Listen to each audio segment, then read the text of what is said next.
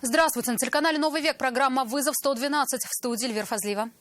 И сегодня мы расскажем, как клиент одного из ломбардов вместо желаемого гаджета взял то, до чего достали руки. У него происходит конфликт, он начинает велосипеды из ломбарда вытаскивать. И зачем с чужими велосипедами в багажнике дождался полицейских? Чудо на Профсоюзной. Девушка пострадала, но вроде все нормально, слава богу, обошлось. Автомобиль-такси после столкновения с «Тойотой» снес забор и вылетел на тротуар по счастливой случайности, не сбив людей.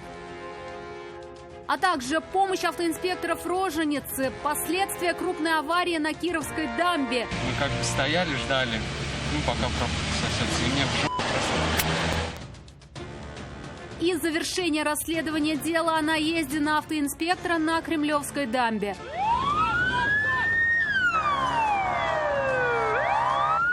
А как вы задержали? Я сам приехал. Это и не только. Прямо сейчас. 2 чужих велосипеда забрал мужчина из ломбарда, когда не смог получить телефон, который там оставил в залог. Средства связи там было, его никто не продал, но клиент не смог предъявить документы. Это и стало причиной, по которой сотрудник ломбарда отказал мужчине в его просьбе вернуть гаджет. У него происходит конфликт, он начинает велосипеды из ломбарда вытаскивает велосипеды, ломбардист звонит в полицию. Он взял то, что смог. Велосипеды стояли прямо перед входом в комиссионный магазин. Донес их до машины, загрузил, но уезжать не стал. Когда приехала полиция, он был на месте. Транспортные средства у него изъяли, сняли с них отпечатки пальцев, а его самого доставили в отдел полиции. Для чего он это сделал, на месте не рассказал. Пришел в ломбард за телефоном. Но средства связи ему не отдали. Не было паспорта. Гаджет был в залоге, на продажу не выставлен. И чтобы его забрать, нужно удостоверение личности, чтобы удостовериться, что вернули технику тому, кто ее сдавал.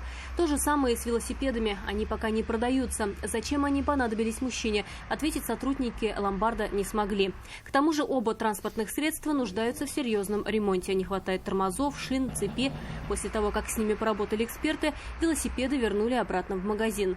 Продавец после подробных объяснений правоохранительным органам написал заявление, что претензий к клиенту никаких не имеет. Ущерба никакого нет, техника возвращена.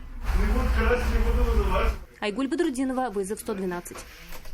Один человек, молодая девушка, пассажирка такси, пострадала сегодня днем в результате столкновения Рено и Тойоты на пересечении улиц Профсоюзная и Астрономическая. Наибольшее неудобство столкнувшиеся машины причинили пешеходам. Разбитый автомобиль такси вылетел с дороги и, снеся ограждение проезжей части, перегородил тротуар, чудом не задев пешеходов. Людей здесь ходит много. Тойота Камри двигалась по Профсоюзной, движение тут одностороннее. Рено поднималась по Астрономической в сторону Кремлевской. Перекресток этот довольно аварийный, поэтому не так давно и оборудовали его светофорами. Такси съехал на красный. Пассажир Тойоты полностью уверен, что они не виноваты. Тронулись, когда загорелся разрешающий сигнал. То, что таксист нарушит правила, предположить никто не мог. Автоинспекторы придерживаются той же точки зрения. Девушка пострадала, но вроде все нормально, слава богу, обошлось. А девушка пассажир такси, да, получается? У пострадавшей пассажирки такси заподозрили легкое сотрясение головного мозга. От госпитализации она отказалась. Объяснить свою спешку водитель Рено не захотел. Мужчина вообще делал вид, что участником аварии не является и не знает, что произошло. При этом тщательно прятал лицо. Восстановить его рабочее место, если и можно, то дорого. У Рено повреждена вся ходовая часть, разбита передняя оптика, моторный отсек и его содержимое, а также дно кузова. Это только то, что видно без тщательного осмотра автомобиля. Радик Фархулин, Наиль Абдуллин, «Вызов 112». 3 автомобиля столкнулись на Кировской дамбе. Все ехали в одном направлении из центра города в сторону улицы Несмелого. Дорога была скользкая, лил дождь, но 2 автомобилиста, увидев впереди затор, остановиться смогли. А водитель Renault Fluence, судя по повреждениям, даже не пытался. Я стоял просто, меня въехали. Водитель 14-й даже не расстраивается, не видит смысла. Говорит, удар был очень сильный. Машины стояли, впереди него был затор. Остановился и он. Водитель Рено тормозить, видимо, даже не пытался. Пробка была. Ага. Мы как бы стояли, ждали, пока пробка сосется, и мне в жопу прошло. Не смог остановиться. Вдаваться в подробности, почему не смог остановиться, водитель иномарки не пожелал. После столкновения с 14-й последнюю откинула вперед настоящий впереди Ладу Калина. Этот удар также был значительный. Калину тоже отбросило вперед, но машин там уже не было. Вину признает сзади который? Не знаю, признает, наверное. Не общались с ним? Ну, общался, что я с ним буду общаться-то?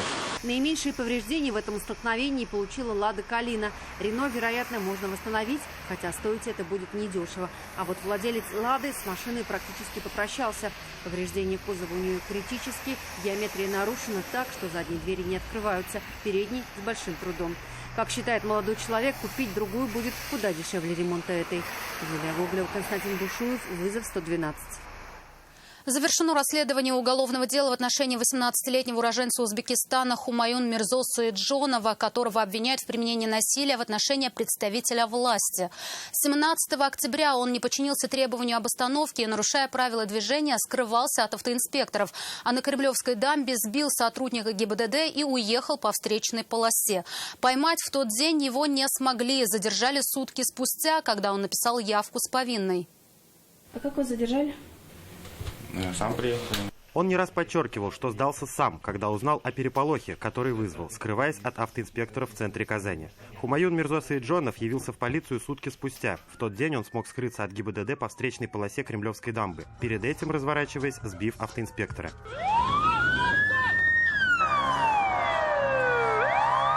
В тот момент, когда полицейские окружили автомобиль, он развернулся и, сбив полицейского, скрылся по полосе встречного движения. В дальнейшем он был задержан, а полицейскому был причинен вред в виде ушиба колена. По данному факту следственным органом Следственного комитета Российской Федерации по Республике Татарстан возбуждено уголовное дело по статье применения насилия в отношении представителей власти. После задержания на Саиджонова составили 21 протокол об административных нарушениях, в том числе за проезд на красный свет и выезд на полосу встречного движения. Управлять машиной он не имел права, а сам автомобиль не был зарегистрирован. Также выяснилось, что 2 месяца назад он сбил пешехода и скрылся с места ДТП. При этом в России молодой человек находился незаконно. Срок его легального пребывания в стране истек в сентябре. Я официально работал. 4 сентября уехал, уволился. В автосервисе работал. А вам машина необходима была для работы, да, получается? Да. А вы в автосервисе на BMW не купили? Да. Во время избрания меры пресечения в суде он раскаялся в содеянном, только добавив, что сбил человека случайно и попросился домой, в Узбекистан. Я хочу к себе уехать. К себе это куда? В Узбекистан? Да. Еще что-нибудь хотите сказать? Слушаем вас. Больше нет ничего. Больше ничего. То есть относитесь когда следователя? Возражаете, получается? Да. Но из зала суда он отправился в следственный изолятор. Его арестовали до 19 декабря. Следствие было быстрым. Следствием собрана достаточно доказательственной базы, в связи с чем уголовное дело с утвержденным обвинительным заключением направлено в Московский районный суд для рассмотрения по существу. Насколько теперь он задержится в России, определит суд. Статья, по которой обвиняют Хумаюн Мирзо Саиджонова, предусматривает до 5 лет лишения свободы. Тагир Валиди, Наиль Абдуллин, вызов 112. Советский суд Казани постановил вернуть в Генпрокуратуру страны уголовное дело бывшего заместителя министра по чрезвычайным ситуациям Татарстана Ильхама Насибуллина и 2 его подчиненных Ленура Зинатуллина и Ильнара Гимадиева. Судья обратил внимание, что 133 миллиона рублей – это общая сумма ущерба, которая значится в обвинительном заключении, не совпадает с суммой ущерба, которую вменяют каждому из подсудимых по отдельности. Вопросы у судьи вызвало и расхождение в сроках совершения преступления. Согласно гособвинению, группа с организатором действовали с 2013 года, а Насибуллину предъявлено обвинение только с 2014. В Казани сотрудники ГИБДД помогли доставить в роддом беременную девушку. К ним во время патрулирования подбежал взволнованный водитель. Рассказал, что у жены начались схватки, а он сам боится, что из-за заторов не успеет вовремя доехать в роддом. Мужчина попросил автоинспекторов сопроводить его в больницу. Действовать надо было очень быстро. Автоинспекторы сообщили о нештатной ситуации в дежурную часть и приняли решение оказать содействие будущим родителям. Благодаря профессиональным действиям сотрудников ГИБДД девушку вовремя доставили в медицинское учреждение. Счастливые родители поблагодарили инспекторов ДПС за оказанную помощь в сложной ситуации. Это все, о чем мы успели вам рассказать. Обо всех происшествиях вы можете сообщать нам по телефону 570 50 50 или на мобильный 8 98 69 112 112. Также мы доступны и в социальных сетях. Присылайте видео, снятое вами. В студии была Эльвира Фазлиева. До встречи и не бросайте вызов судьбе. Вдруг она его примет.